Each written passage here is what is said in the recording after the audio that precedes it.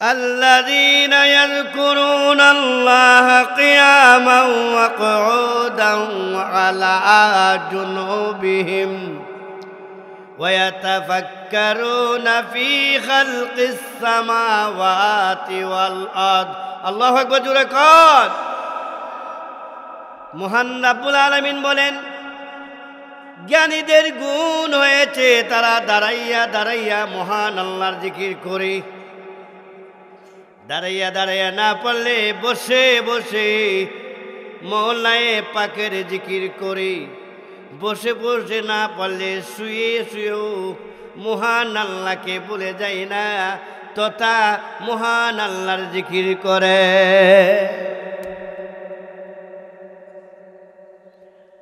আল্লাহর স্মরণ যাদের ভিতরে আছে তারা কি কোনোদিন সুদ খাইতে পারে কথা কোন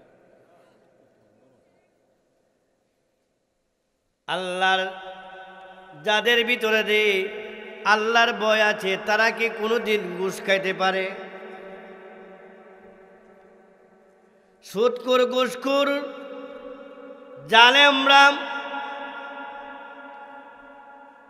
তারা যদি ভাবতো যে আমাকে সর্বকালীন সর্বাবস্থায় আমাকে আল্লাহ দেখতেছে আল্লাহ দেখেনি আল্লাহ কি সামিউম বাসির আল্লাহ শুনে ন দেখো না কোনো সন্দেহ আছে গর্তের ভিতরে লুগাইয়া আন্ডারগ্রাউন্ডারে তুমি ঘুষ দিতেছ ঘুষ লেনদেন করতেছ আল্লাহ দেখিনি আরেকজন ভাইকে ষড়যন্ত্র করে বিপদে পালানোর জন্য ষড়যন্ত্র করতেছ সেটাও আল্লাহ দেখিনি দেখো না আল্লাহ সব জানে তুমি মনে মনে কি কল্পনা জল্পনা করো সে আল্লাহ সেগুলা জানিনি ওয়াল্লাহু আলিমুম বিযাতিস সুদূর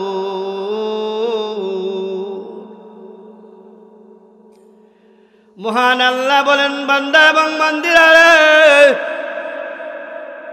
তোমরা যে অন্তরে অন্তরে গোপনে গোপনে যেই কথাগুলি বলো যা কল্পনা জল্পনা করো কলবের ভিতরে সেইগুলো আমি আল্লাহ পাক রব্বুল আলামিন জানি জানে না সব জানে আমি আপনি যা করি সবগুলি কিন্তু লেখা হইতেছে লেখনাওয়ালা দুজন ফিরিস্তা আসেনি দুই কাঁধে তাদের নাম কি জোরে বলেন কিরামান কাতিবিনা ইয়ালামুনা মা তাফআলুন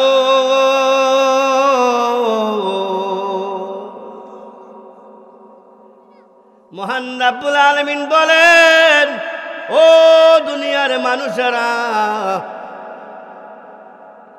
তোমরা তো ঘুমের ঘরে আছো তোমাদের সাথে দুইজন ফেরেশতা দুই কাঁধে বসা যা কিছু করছো না কেন সবগুলি কিন্তু লেখা হচ্ছে প্রমাণ আসেনি শুধু প্রমাণ না মানুষে যা বলে যা করে সবগুলি রেকর্ড হয় ঠিক না বেঠিক এই যেগুলো রেকর্ড হইতেছে ভিডিও হইতেছে না এইভাবে সবগুলি রেকর্ড এবং ভিডিও আল্লাহ দরবারে জমা হইতেছে কোনো সন্দেহ আছে আল্লাহই বলেন মা ইয়ালফিযু মিন কাওলিন ইল্লা লাদাইহি রাকীবুন আতীদ মহান আল্লাহ বলেন আমার বান্দা এবং বান্দির মুখ দিয়া যেইগুলি নির্গিত হয় বের হয় যেই কথাগুলি বলে সব কথাগুলি কিন্তু আল্লাহ দরবারে রেকর্ড হয় রেকর্ড হইতেছি এই জন্য চৌকান্না এবং জ্ঞানী যারা তারা সার্বক্ষণিক মহান রব্বুল আলামিনের জিকির করে বসে বসে আল্লাহর জিকির করে দাঁড়াইয়া দাঁড়াইয়া মহান আল্লাহর জিকির করে শুয়ে শুয়ে আল্লাহর জিকির করে ঠিক না ঠিক জিকির করে লাভ আসেনি ভাইয়ার আমার বন্ধুরা আমার মানুষ যখন শয়তানে দুকায় পড়ে নফসে দুকায় পড়ে গুনাহ করে একটা গুনাহ করলে একটা গুনাহ দাগ তার অন্তর এবং কলবের মধ্যে পড়ে আরেকটা গুনাহ করলে আরেকটা গুনাহ দাগ তার অন্তরের ভিতরে পড়েনি। যত গুনাহ করব সে গুনার দাগ এবং গুনার ময়লা পড়তেই থাকবে। যেমনইভাবে সাদা কাপড়ে ময়লা লাগলে দাগ লাগেনি, সেইভাবে মানুষের অন্তরের ভিতরে বাইরে আমার ময়লা পরে জঙ্কার পরে যায়, কিন্তু কাপড়ের ভিতরে ময়লা লাগলে সাবান দিয়ে দূর করা যায়। কিন্তু অন্তরের ভিতরে যে এই গুনার দাগ আর গুনার ময়লা লেগে গেল, সেই ময়লা দূর করবার হাতিয়ার কি? 1 নম্বর হাতিয়ার হইল মওলা পাকের জিকির করো আর বলো লা ইলাহা ইল্লাল্লাহ। আরো জোরে লা ইলাহা ইল্লাল্লাহ। লা ইলাহা ইল্লাল্লাহ মুহাম্মাদুর রাসূলুল্লাহ সাল্লাল্লাহু আলাইহি ওয়াসাল্লাম। এজন্য আমার দয়ার আল্লাহ, আমার মায়ার আল্লাহ কোরআনের অন্য আয়াতে দুনিয়ার মুমিনকে ডাকে আর বলে ইয়া আইয়ুহাল্লাযীনা আমানু যকুরুল্লাহা যিকরান কাসীরা। আমার আল্লাহ বলেন, হে আমার মায়ার মুমিন বান্দা বান্দিরা, তোমরা গুনাহ করেছো, এবার বেশি বেশি করে আমি আল্লাহর জিকির করো। কি করো? জিকিরের দ্বারায় তোমার কলবের ভিতরে জঙ্কার পড়েছে, সেই জঙ্কার আস্তে আস্তে পরিষ্কার হতেই থাকবে। জিকির করা দরকার আসেনি? জিকির করবেন বেশি বেশি। বাইরা আমার, মানুষ যখন গুনাহ করে, গুনার ময়লার কারণে তার কলবের ভিতরে একটা অশান্তি সৃষ্টি হয়। কি হয়? গুনাহগারটা দেখবেন অশান্তি, ঘুমা ধরে না। অধিকাংশ বড় লোকরা দেখবেন তারা ভিতরে শান্তি নাই, তারা ঘুমের ট্যাবলেট খাইয়ে ঘুমাইতে হয়। ঠিক না বেটি? ঘুমের ট্যাবলেট খাইতে হয়। আর এখন তো দেখতে আসেন বাংলাদেশে যারা বড় কোটি কোটি টাকা যারা পাচার করছিল না বাহিরে, এরা শান্তি আসেনি। অবৈধ জিন্দিগিতে হারামে আরাম নাই। কথা বুঝাইতে পারছি ভাই আমার? আপনারা আমার কথা বুঝতেছেন তো? হারামে আরাম নাই। শান্তি কোথায়? আরাম কোথায়? এক সাহাবী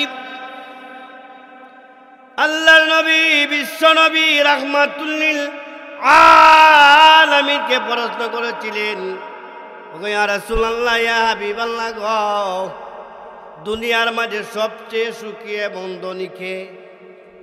প্রশ্ন করছেন কে? হাত উঠান কে? প্রশ্ন করছেন ধনী কে এবং সুখী কে? নবীজি বলছেন যারা মনে সুখে সুখে, যারা মনে ধনী, এরা সে আসল সুখ। ঠিক না বেটি? একটা লোক টাকার পাহাড় নিয়ে ঘুমালো, কিন্তু মনের ভিতরে শান্তি নেই। সাহাবী সালু আসিল, সাহাবী বলে ইয়া রাসূলুল্লাহ, ইয়া হাবিবাল্লাহ গো, মনের সুখে সুখে হইতে গেলে আর মনের ধনী হইতে গেলে কি করতে হয়? তখন দয়ার নবী কালামে পাক থেকে একখানা আয়াত তেলাওয়াত করে দিলেন আর বলে দিলেন, আলা বিযিকিরিল্লাহি তাতমাইন্নুল কুলুব। আল্লাহু আকবার বলেন।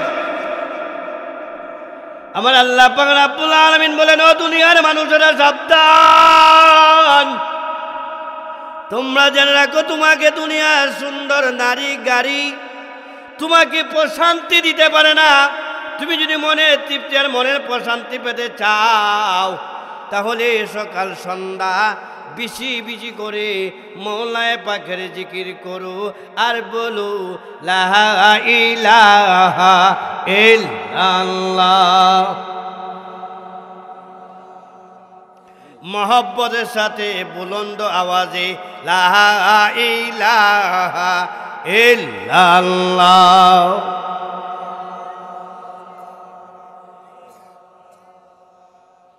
লা ইলাহা ইল্লাল্লাহ। লা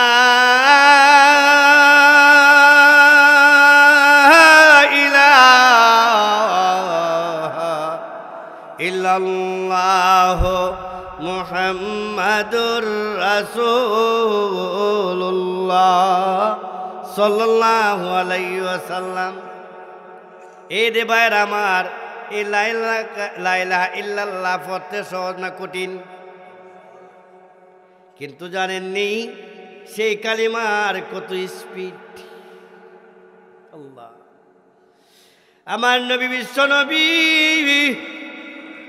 রাহমাতুল লিল আলামিন বর্ণনা করেন, দুনিয়ার কোনো মুমিন বান্দা বান্দির মুখ দিয়া যখন সেই কালিমাটা নির্গিত হয়, সেই কালিমাটা বের হওয়ার সাথে সাথে মহান রব্বুল আলামিনের আরো সে নিচে একটা সতুন আছে, সেখানে যায় ধাক্কা লাগে, আর ধাক্কা লাগার সাথে সাথে মহান আল্লাহর আরশ তর তর করে কাঁপতে আরম্ভ করে দেয়।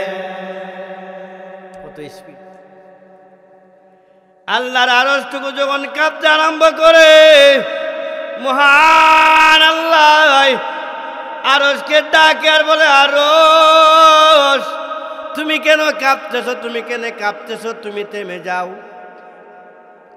এবার রাব্বুল আলামিন আরশকে বাক শক্তি দেয়, কথা বলার শক্তি দান করি। তখন আরশ সেই আল্লাহকে ডাকে আর বলে, প্রভু গো, আমি কেমন করে থেমে যেতে পারি, যে আরশটার কারণে আপনার আল্লাহু আকবার, যেই কালিমার কারণে আপনার আরশটা থরথর করে কেঁপে গেল। ওগো দয়ার আল্লাহ, ওই কলিমা পণ্যওয়ালাকে তো এখনো ক্ষমা ঘোষণা করা হয় নাই। গভীর মনোযোগ। এবার রব্বুল আলামিন আরশকে লক্ষ্য করে বলে, আরশ তুমি সাক্ষ্য থাকো গো, আমি আল্লাহ পাক রব্বুল আলামিনের ইজ্জতের কসমকে বললাম, আমি আল্লাহ পাকের জালালিয়তের কসমকে বললাম, যারে যাহা এই কালিমা যার মুখে বের হয়ে গেছে, আজকে এই কলিমাকে উসিলা করে আমি আল্লাহ পাক রব্বুল আলামিন তাদের তামাম জিন্দেগীর সমস্ত গুনাহ ক্ষমা ঘোষণা করে দিলাম। আল্লাহ, আল্লাযীনা ইয়াযকুরুনাল্লাহা কিয়ামান ওয়া কুউদান ওয়া আলা জুনুবিহিম। জ্ঞানীদের প্রথম গুণ হলো তারা দাঁড়াইয়া দাঁড়াইয়া মহান আল্লাহর জিকির করে, বসিয়া বসিয়া আল্লাহর জিকির করে, শুয়ে শুয়ে আল্লাহর জিকির করে। সেটা হলো 1 নম্বর গুণ। কয় নম্বর? 2 নম্বর গুণ হলো ওয়াতাফাক্কারুনা ফি খালকিস সামাওয়াতি ওয়াল আরদ। আল্লাহ পাকের 7 আকাশ এবং 7 জমিন এবং তার ভিতরে যা কিছু আছে তথা তামাম মাখলুকাত নিয়ে গবেষণা করে। কি করে? আল্লাহর মাখলুক নিয়ে গবেষণা করে। হাদিস শরীফ আছে, কোন বান্দা যদি আল্লাহর মাখলুক নিয়ে গবেষণা করে, সেই মাখলুক নিয়ে গবেষণা করতে করতে সে আল্লাহ পর্যন্ত পৌঁছে যায়, তথা আল্লাহর পরিচয় পেয়ে যায়। কি পাওয়া যায়? এটা বিশি, সই গাছের বিশি ধরে, এই বিশিতে গাছটা 2টা পাতা দিয়ে ওঠে, এরপরে কত বড় হয়। মাখলুক নিয়ে গবেষণা করলে আল্লাহরা পাওয়া যায়নি? আল্লাহ আছেন একজন। এমনকি মান আরাফা নস ফাকাদ আরাফা রাব্বাহু, সে যদি তার নিজেকে নিয়ে গবেষণা করে সে আল্লাহর পরিচয় পেয়ে যেতে পারে। সুবহানাল্লাহ বলে আমার মধ্যে আছে, আছে না? ও ভাইরা আমার, বন্ধুরা আমার, মনসুর হাল্লাদ একজন আল্লাহর ওলি আছিলেন, নাম শুনছেননি? কথা কোনা মারিফতের জগতে এমন ভাবে পৌঁছেছিলেন, প্রথমে আল্লাহর মাখলুক নিয়ে গবেষণা করলো। গবেষণা করতে করতে যখন নিজের মধ্যে চলে আসলো, আইসা দেখে রে আমি না, আমি তো আল্লাহর। সুবহানাল্লাহ কর। আমি কার? তামাম পৃথিবী কার? আমাদের খালিককে, আমাদের মালিক, আমাদের রিজিকের মালিক, সর্বক্ষমতার অধিকারী। আর কিছু এখন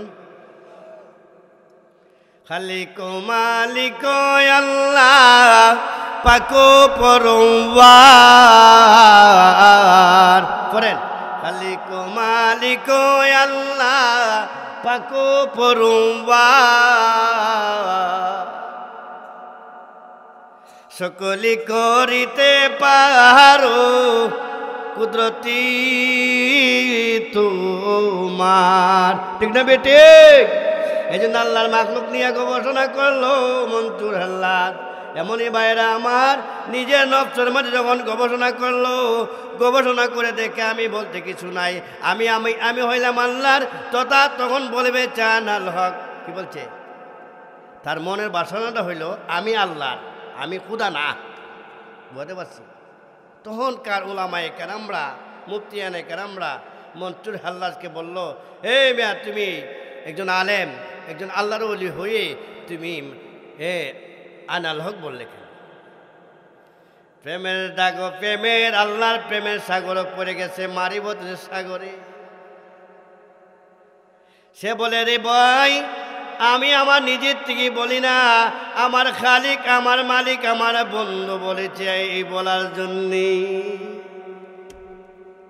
কিতাবের মধ্যে উল্লেখ করা হয়, এই কথা বলার পরে ওনাকে জবাই করছে, গোশতগুলা মাংসগুলা টুকরা টুকরা করছে।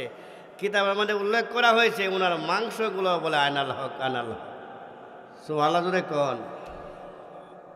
মারিফত কারে হো।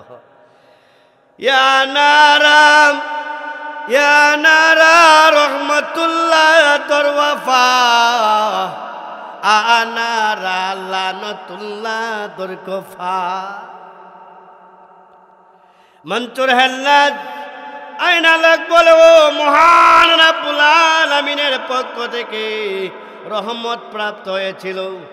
আর ফেরাউন আমি খুদা দাবি করে মহান রাব্বুল আলামিনের পক্ষ থেকে লানত প্রাপ্ত, অভিশাপ প্রাপ্ত হয়েছিল। বদলা চিনি? ও ভাইরা আমার, এই জন্য কলবের ভিতরে যখন ময়লা পড়ে, গুনার ময়লা, এই গুনার ময়লা দূর করবার হাতিয়ার হইল এক নম্বর কি? আল্লাহ পাকের জিকির। 2 নম্বর হইল তওবা। কি? তওবা করা দরকার আসেনি? আমরা গুনাহ আসেনি ভাই? আটলেও গুনাহ, বইলেও গুনাহ, চলাফেরা তো গুনাহ। আহা, আমার নবী, বিশ্ব নবী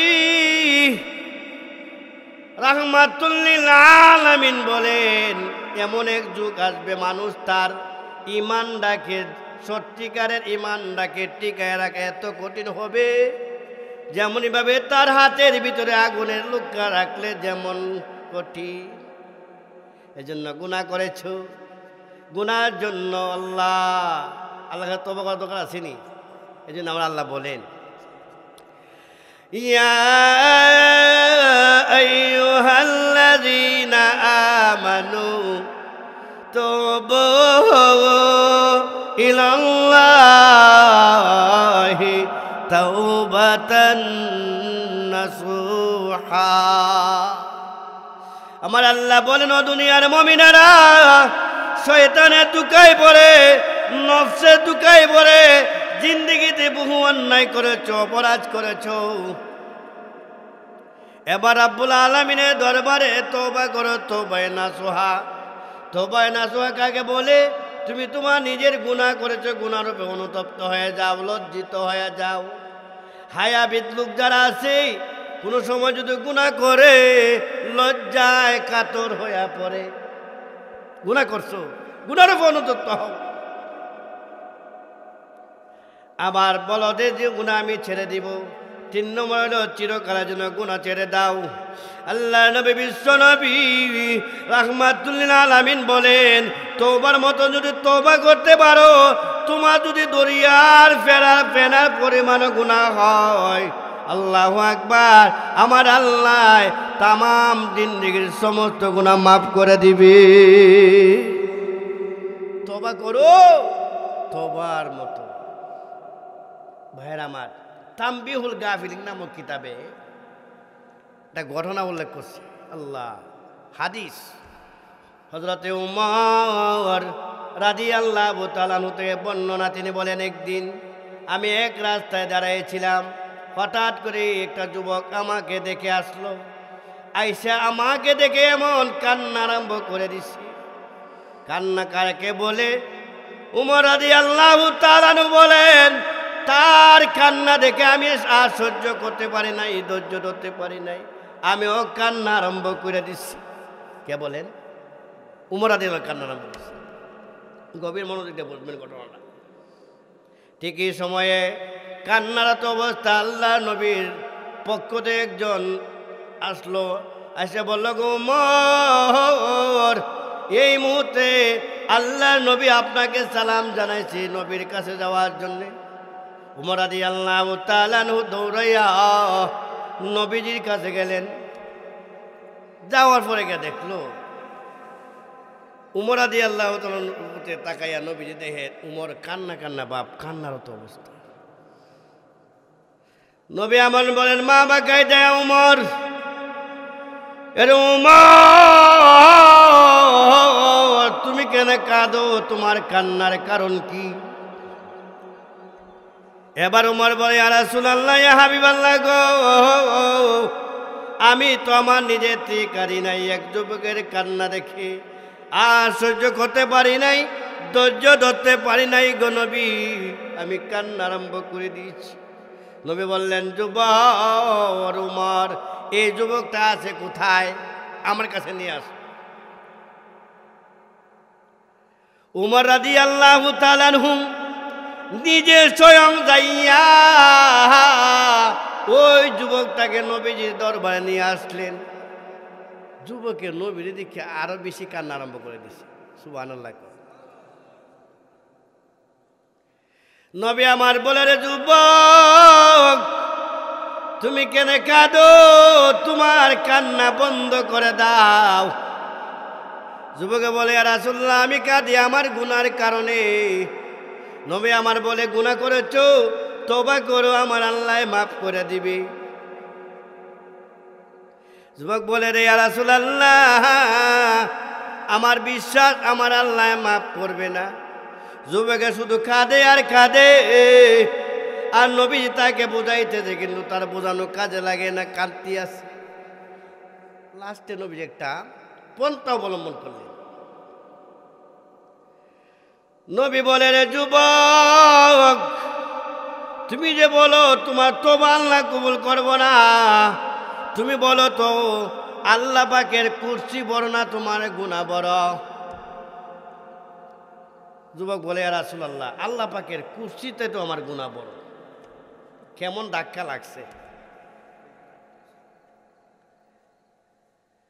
নবী আবার বলেন, যুবক রে, বলে তো আল্লাহ পাকের আরশ বড় না তোমার গুনাহ বড়? যুবক বলে, ইয়া রাসূলুল্লাহ গো, আল্লাহ পাকের আরশের চাইতো আমার গুনাহ বড়। যুবক আর থামাইতে পারতেছে না। ভাইয়ের আমার, বন্ধুরা আমার, আবার দয়ার নবী বিশ্ব নবী রাহমাতুল লিল আলামিন আবার ডাক দিলেন, রে যুবক, বলো তো আল্লাহ পাক রব্বুল আলামিন বড় না তোমার গুনাহ বড়? যুবক এবার আটকে গেছে। যুবক বলে, ইয়া রাসূলুল্লাহ, অবশ্যই নিশ্চয় আল্লাহ হয়েছে মহান। সুবহানাল্লাহ। এবার নবী সুযোগ পাইছে। এবার নবী বলে, রে যুবক, আল্লাহ পাক রব্বুল আলামিন যেমন বড় তেমন বড় বড় গুনাহ মাফ করিয়া থাকে। কিন্তু নবীর দিল একটা কৌতূহল জাগলো, যুবকটা আসলে কি গুনাহ করছে আমার বোঝা দরকার। ও ভাইরা, আমার নবী বিশ্ব নবী রাহমাতুল লিল আলামিন ওই যুবককে হাতে ধরে একটু দূরে নিলেন, না বললেন, যুবক রে, তুমি সত্য করে বলো তো আসলে কি গুনাহ করছো। যুবক বলে, আর রাসূলুল্লাহ গো, আমি আমার গুনাহ কথা বলতে আমার বড় লজ্জা লাগে। কি লাগে? লজ্জা লাগে, আবার ভয়ও লাগে। কিন্তু গো নবী, আপনি তো রাহমাতুল লিল আলামিন। আমার নবী কি আলামিন? সন্দেহ আছে? وَمَا أَرْسَلْنَاكَ إِلَّا رَحْمَةً لِلْعَالَمِينَ।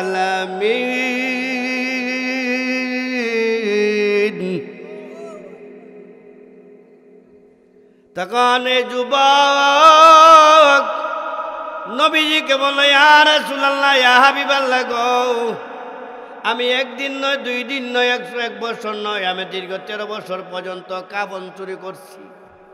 তারপর আমার জীবনে কোনো দিন আমার দিলের মধ্যে ধাক্কা লাগে নাই। আল্লাহর হাবিব, আনসারী বংশের একজন রূপসী সুন্দরী যুবতী ইন্তেকাল করেছিল।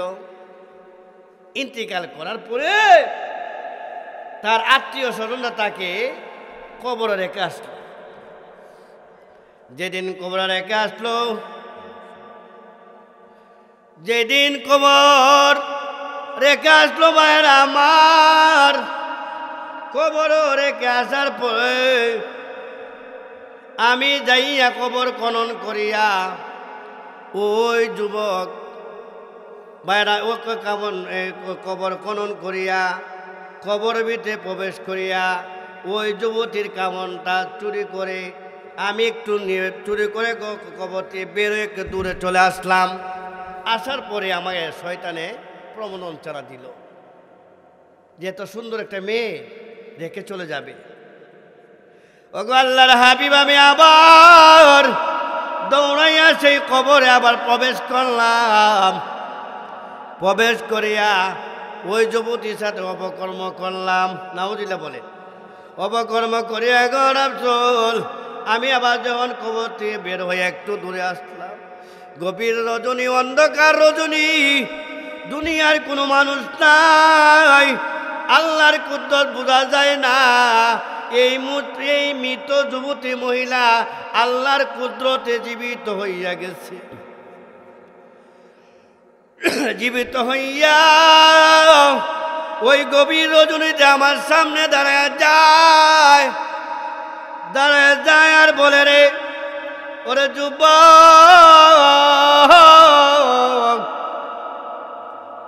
তোমার কি আল্লাহ পাক রব্বুল আলামিনের ভয় নাই? তোমার কি কাল হাসরের ময়দানের ভয় নাই? ওরে যুবক, আমাকে আমার আত্মীয় স্বজনরা পাক পবিত্র অবস্থায় কবরে রেখেছিল। ওরে যুবক, তুই আজকে আমাকে অপবিত্র করে দিলে।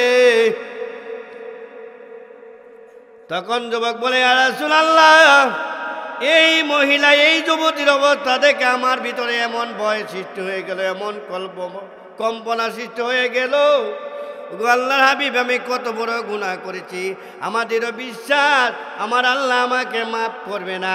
এই কথা বলার সাথে সাথে দয়ার নবীজি তাকে গলা ধাক্কা দিয়ে বের করে দিয়েছে আর বলেছে, যারে যা যুবক, তোর জন্য দুদকের আগুন অপেক্ষা করতেছে।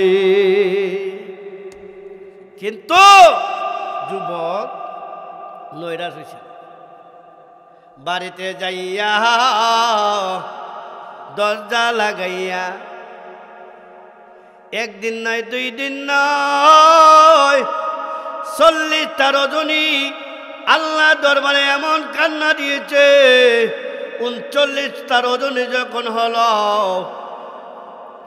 এবার যুবক আল্লাহকে ডাকেন, বলে, প্রভু গো, 39টা রজনী তোমার দরবারে তওবা করলাম, আর চোখের পানি ছাড়লাম, আর কান্না করলাম। ওগো আল্লাহ, তুমি যদি আমার তওবাটুকু, আমার কান্নাটুকু কবুল করিয়া থাকো, ওগো আল্লাহ তোমার বন্ধুকে জানাইয়া দাও।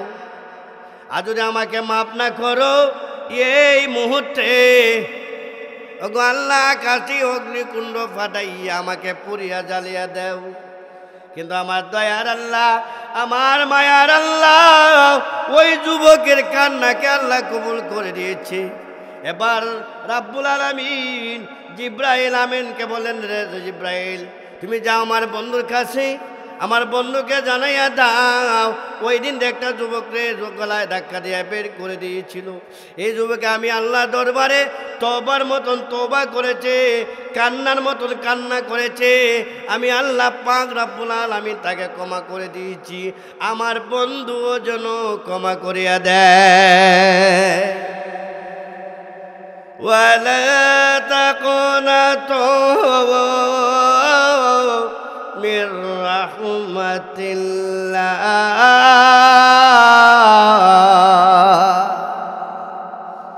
আমার আল্লাহ বলেন, দুনিয়ার মানুষেরা রে, তুমি যদি পাহাড় পরিমাণ গুনাহ করে থাকো, তোমরা আমি আল্লাহর রহমত থেকে নৈরাশ হইও না। বুঝাইতাম পাতাছি।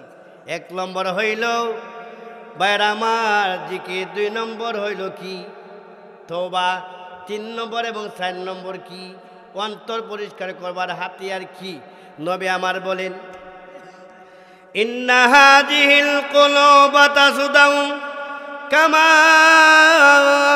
ইয়াসদাউল হাদিদু ইযা আসাবাহুল মা।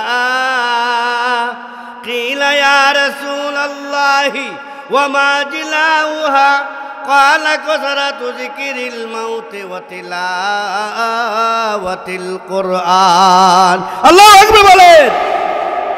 নবী আমার বলেন, নিশ্চয় অবশ্যই মানুষের অন্তরের ভিতরে জংকার পড়ে, মরিচার পড়ে, যেমনই ভাবে লোহায় যখন পানি লেগে যায়, পানি লাগার সাথে সাথে সেই লোহার ভিতরে জংকার পড়েনি। কথা কনা, জংকার পড়লে লোহার মালিক বাজার থেকে রেত কিনে আনিয়া সফাই করে পরিষ্কার করে। কিলা ইয়া রাসূলুল্লাহ, কোন সাহাবী বলেন, ওগো আল্লাহর হাবিব, অন্তরের ভিতরে গুনার ময়লা পড়লো, সেই গুনার ময়লা দূর করবার হাতিয়ার কি? তখন নবী আমার বলেন, কালা কসরাতু যিকিরিল মাউত।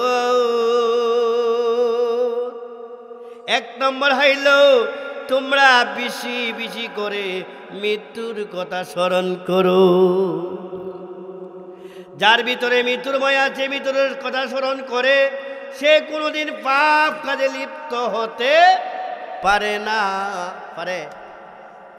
ও ভাইরা আমার, আল্লাহ নবী বলেন, কোন মুমিন যদি প্রতিদিন 40 বার মৃত্যুর কথা স্মরণ করে, মহান আল্লাহ গুনাহ মাফ করে দিবেন। সুবহানাল্লাহ। এ ভাইরা আমার, আমরা মরণ হবিনি, কবরে যাইতে হবিনি, কোনো সন্দেহ আছে? কবরে কোনো নেকামল আছে? বদামল কোনো আমল নাই।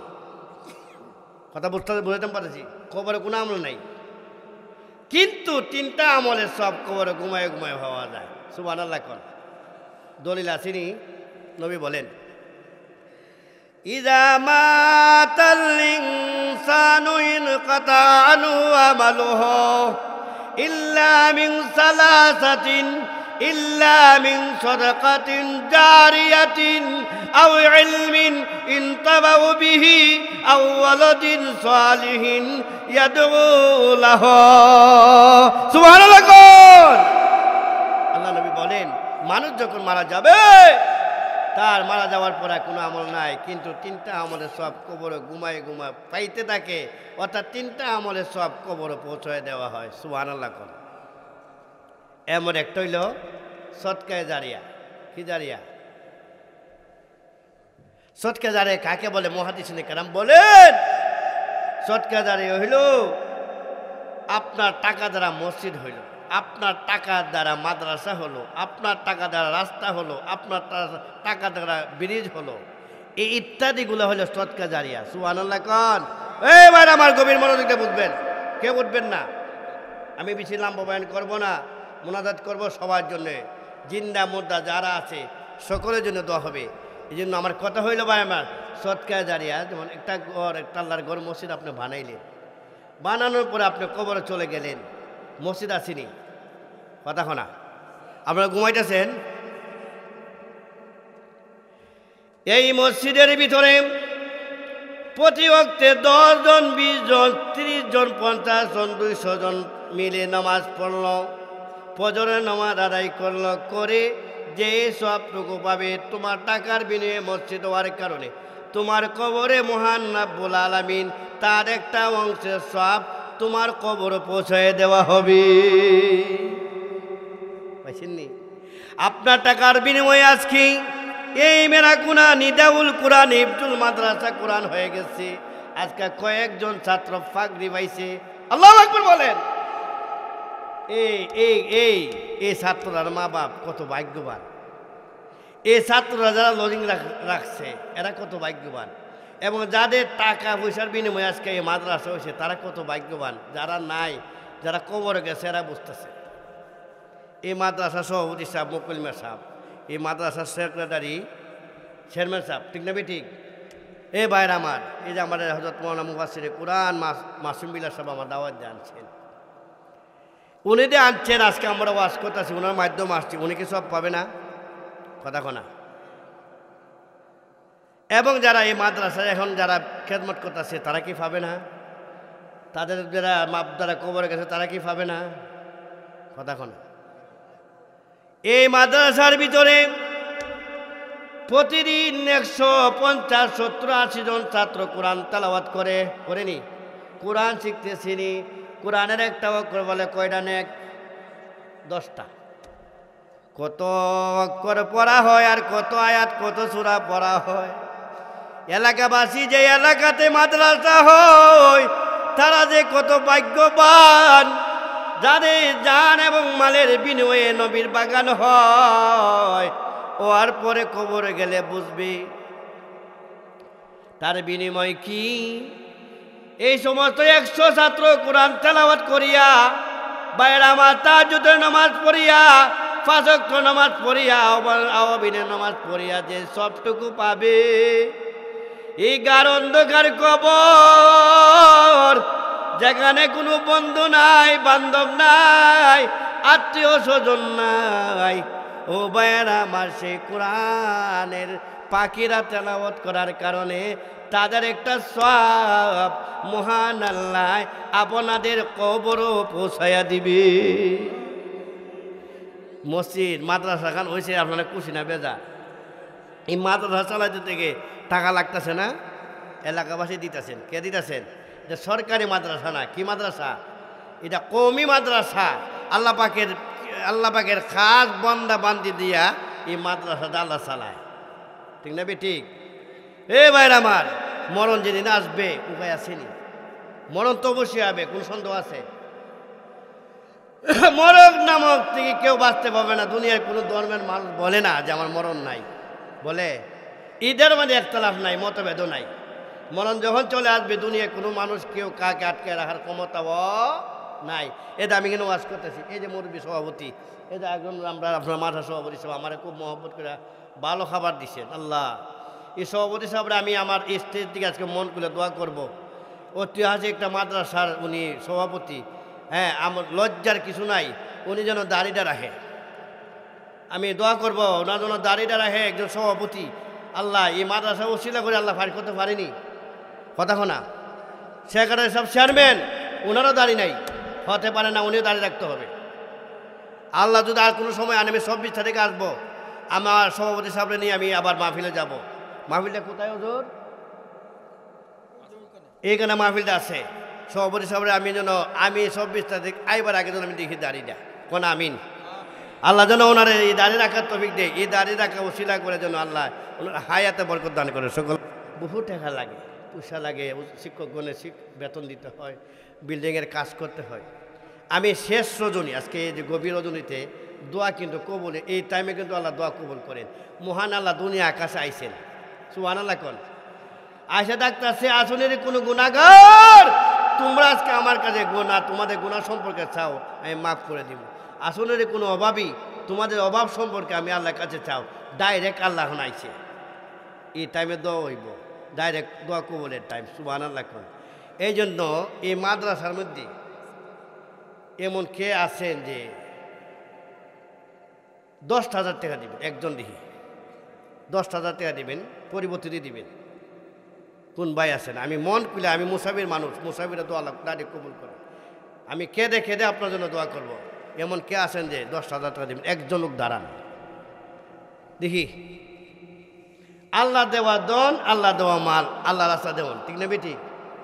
এই মাল দল কেউ দিছে, মরণ যখন আসবে ভাই, এমন সময় আসবে মৌত নিদা, স্ত্রী পুত্র সামনে তৈয়া খাইরানি বোঝা, ভাই বন্ধু সবে মিলে পায়রা দিব মাটি, কপট লাগায়া দিব জীবনীর লাগে, ঠিক না বেঠিক?